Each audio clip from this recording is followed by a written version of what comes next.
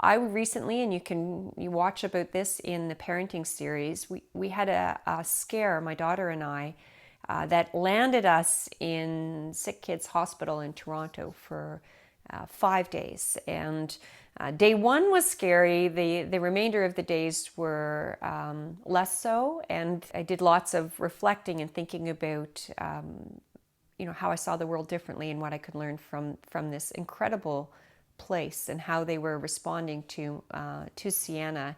Teachers, I've been thinking a lot about you, most especially over the last 4 or 5 days. And when folks ask me what I do, I always say, as a profession, I consider myself a teacher first. It was a big part of my journey to becoming the executive director of the Merit Center, and it really is how I see myself.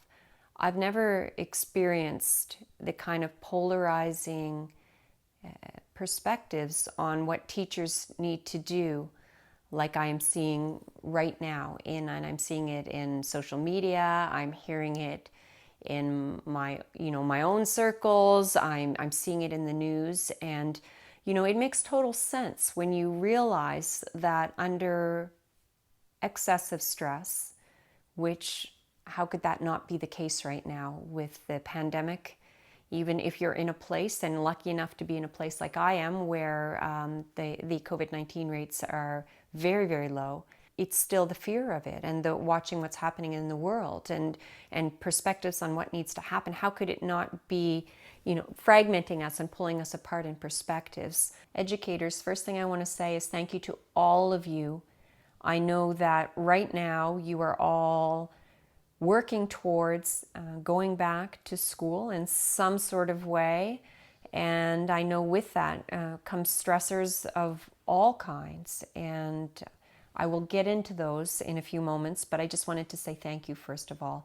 It is very apparent to me that we need to unify around you and around the work that you do. And I mean classroom teachers, I really mean early childhood educators, I mean anybody who is working in a role that's supporting the learning of our children. It's a scary time. And for some of us, less so, for others, more so. There is no doubt that the transition back to face-to-face learning, which is what's happening here where I am in Ontario and in most parts of Canada, as far as I know, and other places around the world, is scary. In a time where we have disrupted face-to-face for fear of spreading the virus, and all of a sudden we're being asked to go back in. And I think that we can do it. I think the question is how, and more than yes or no, it's how do we keep everyone safe, our children, our educators, the families of all of those people. And so I'm going to offer the energy-centered teaching model as a way of framing this. But I'm also going to bring in some lessons I learned from the experience of being in Sick Kids, a very scary experience over the last 5 days, the hospital with my daughter. We came home last night, she's okay, but we had a big scare. And during that experience, I thought a lot. After we got out of the scary part of it, I was kept reflecting on what I was experiencing as a family member and my child in this hospital. That was very special, and how they did all of the things that I think we can think about as we begin to move back to school. So I'm going to introduce you first of all to the Energy Center teaching model. We will include another video that I did last year on just general back to school that talked about the 4 quadrants, and it honestly, it still applies, and it's important to consider. And I also want you to know that you can always learn more about this in our Self-Reg Schools Handbook for Educators. That the book that Stuart and Shanker and I did, there's a whole section on energy-centered teaching. So here's what I think can help you. And at least as a way of framing and thinking about where do I start in September. So quadrant number 1 of energy-centered teaching, which is really just a point of entry into Self-Reg, and overlaps with Self-Reg in a lot of ways, is protect. So our children need to feel safe.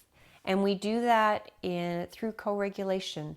We lend children our calm, how we welcome, our children, how we We set up our first day, our back to school moments, how all of those things happen are how we cue safety in our students. And so it's a really important quadrant to think about.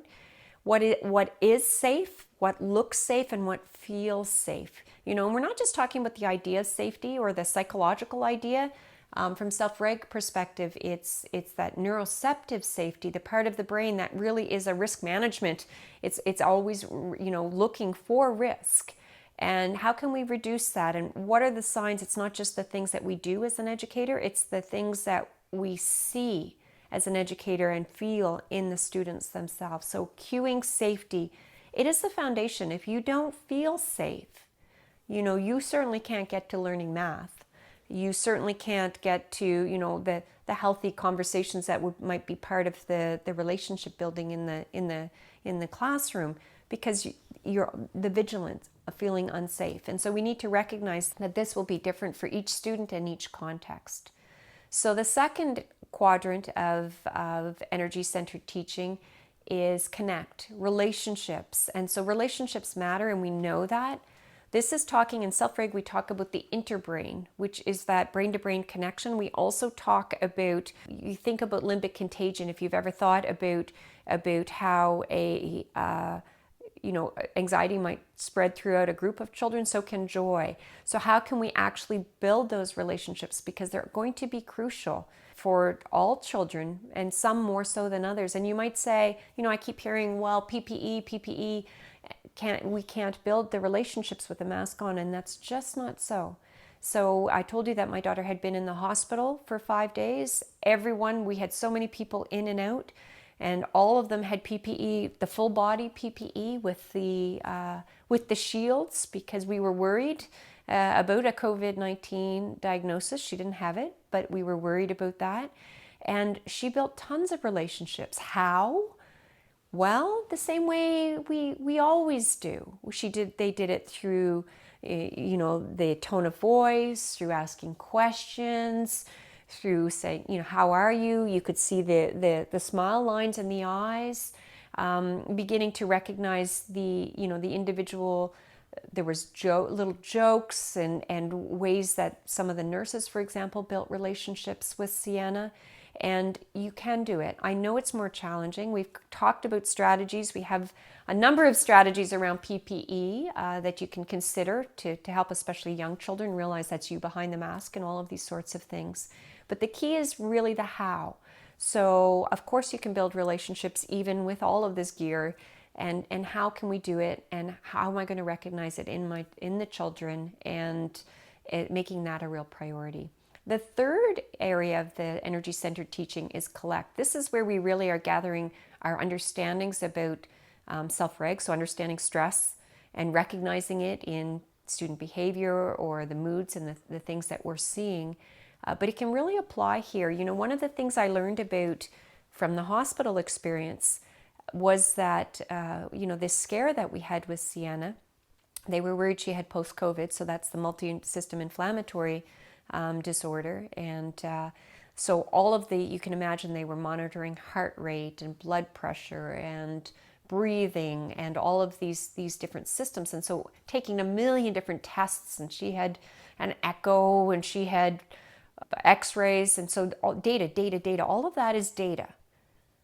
But the message that I kept hearing over and over and over again from nurses, from doctors, from the ambulance that took us from one hospital to the next, was the most important thing was how well she was doing overall.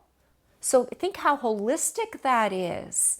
And if anything, I was being told as a mom, don't get too worried about this particular data that it was the blood pressure I was very worried about at one point, and so don't get stuck on that. She's talking, she's laughing, she's saying she's feeling a little bit better, looking at the holistic. And I think that's a really important thing right now, as I encourage you to really take your universal design for learning sort of lens and think about the children that are struggling, the Joeys or the Johnnies or the Surreys, or the children that need you the most, and recognizing what are the signs, what can I read, and how can I if the goal is that they're in this balance and doing okay, how do I know those signs? How do I recognize them? Trusting. It's one of my teacher professional judgment has been shown to be pretty bang on. Trust your instincts about what you're noticing.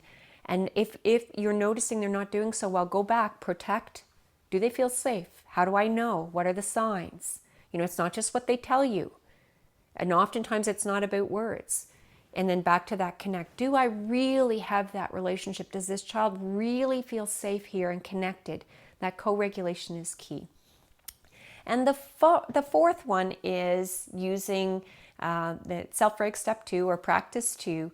So beginning to detect, so thinking about stressors across all 5 domains. So many are really obvious to us, right? And don't put those aside. Putting on PPE, for example, I find the mask, itchy and it makes me feel claustrophobic. That's a stressor. Of course, my brain and body are processing that. But let's also look for the hidden ones. And let's not forget some of the stressors that are just there every year, every school year, regardless. So beginning to think about what are some of the biological stressors or the physical ones. What can I dial down? What am I noticing about light or about temperature or about nutrition, and all of these sorts of things that I can consider. Emotion stressors. How are students feeling about coming back to school? What are some of the things that we're seeing that we have seen in the past? What are some of the new emotions that we're seeing, and how can we keep those in balance? Cognitive stressors is a big one. Am I going to dive right back into math on day one? And as I say that, maybe, I'm not saying don't, but recognizing that I love the window of tolerance idea. So, and if this is not about bubble wrapping kids, a little bit of stress, that's how resilience is built, that we navigate through things that are challenging. But when they show us it's way too much, and they do that through their behaviors, the outward, the inward, we recognize that for what it is, and we dial down the stress now. The little things that we can do in the moment, right? And again, get back to that relationship. So the cognitive stress, some kids have been attending all along. Other kids stopped in April, right? Some kids were always struggling with one area, and now they're, and now that's where you're going to dive back in. We've got the whole gap in continuity of learning will make, we know that sets back learning. So all of those sorts of things, we need to really think about cognitive stressors, multi-step directions, routines, timelines, deadlines, all of these sorts of things. Social stressors. Okay, we're back in the room again, but the social stressors have changed. It used to be like recognizing, some of us, we refuel our tanks by being alone. That's me, right? That doesn't make me antisocial. It just means too much social can sometimes be dwindling for me. That can be the same for students. Imagine now kids that can't hang out closely, or we're suddenly not high-fiving or touching, or all of these sorts of things, or somebody does. And then that causes all of these extra social stressors. So really realizing that there are new social stressors, and what do you notice about them for the group of students you're working with.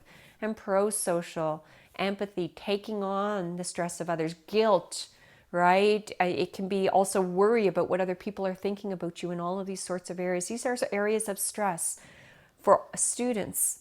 Take a chance, take a look and visit those for yourselves as well, okay?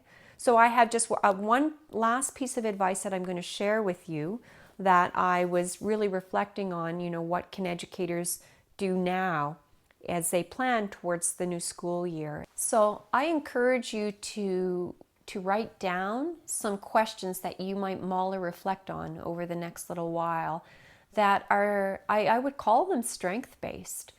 To me, they're not just positive. They're looking towards what is possible. And the interesting thing about asking how questions is, if this makes you feel a little bit safe, you might reach a point where you're saying, I don't know how. And it may be, and that becomes a very different question than thinking that things aren't possible or you shouldn't go forward with something. You still have that outside edge. I might mull, how can I scale, the 3-story condo that's behind my house here safely? And I may arrive at the very realistic conclusion that I really can't. But taking some time to actually think about what is possible opens up new ways of thinking. So I could come up with a solution to that, versus being stuck on saying that it's not possible. And that's what I really encourage you to think about. Is, if you're worried about kindergarten, for example, is an area of worry for me, and it's not just for you, it's for me as well. How do we keep children safe?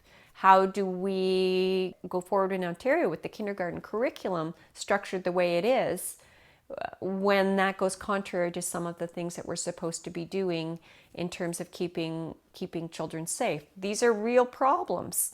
Let's keep thinking about how. And that opens up the possibility. So here are a few of my hows for you, but you might have different how questions. These are just the ones that come to mind.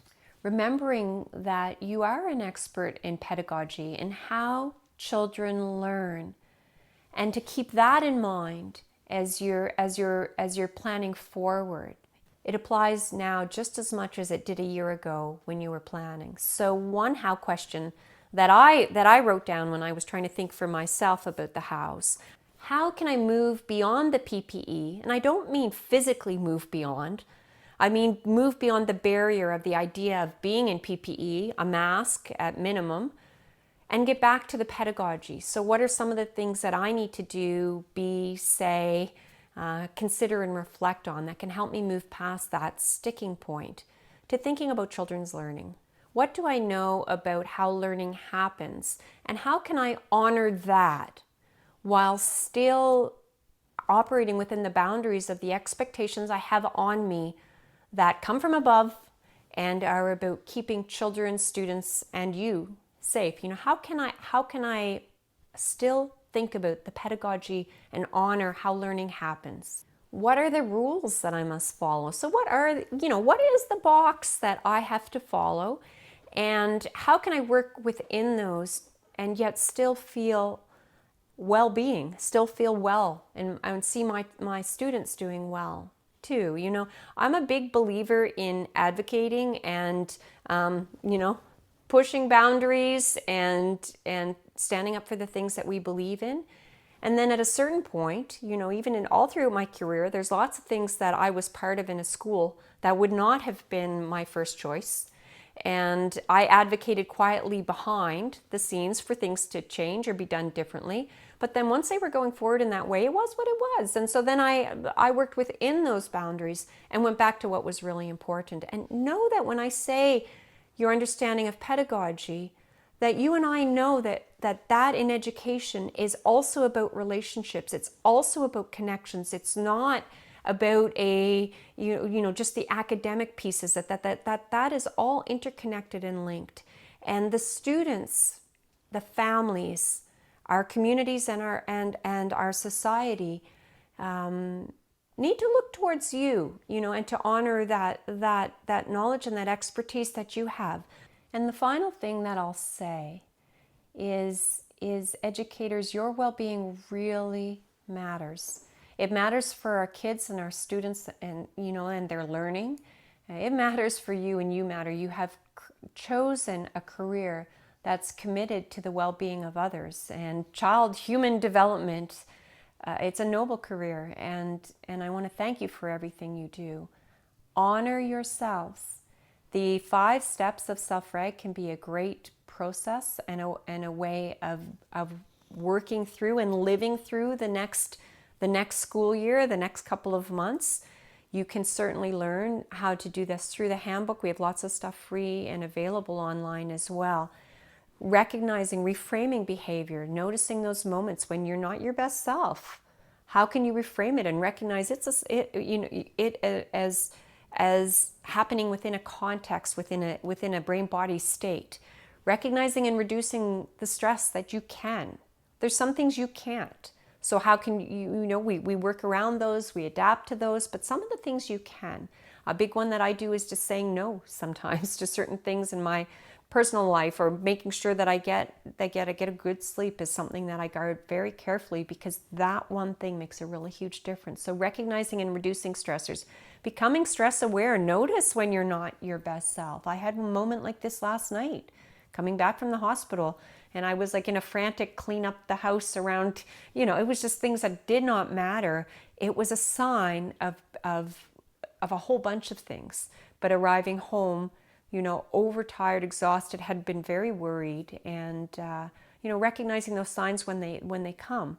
But it's the fifth one that matters the most, and that's where we restore, and taking moments for the breaks, taking moments to fill up your tank in whatever way, whether you have a way that's sort of the traditional get feeling better sort of ideas, like hot bubble baths, or read a book or take a walk, or you have a non-traditional way. For some it's an intense exercise, or it can be, there's all sorts of ways.